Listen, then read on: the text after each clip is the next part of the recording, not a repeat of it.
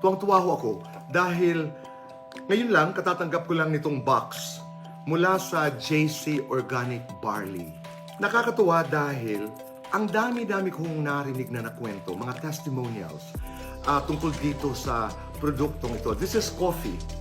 And mga testimonials na maraming taong natulungan, na napakaganda nito sa ating kalusugan. Maraming mga nagsasabing may mga pakiramdam silang hindi maganda na naayos dahil sa kanilang pag-inom ng JC Organic Barley. But of course, it is important that you consult with your doctor. Katulad ng ginawa ko ngayong araw, ako'y tumawag sa aking doktor. Kung pwede ko inumin ito, sabi niya sa akin, go ahead. Kaya mula ngayon, before I sleep, I'm going to drink coffee.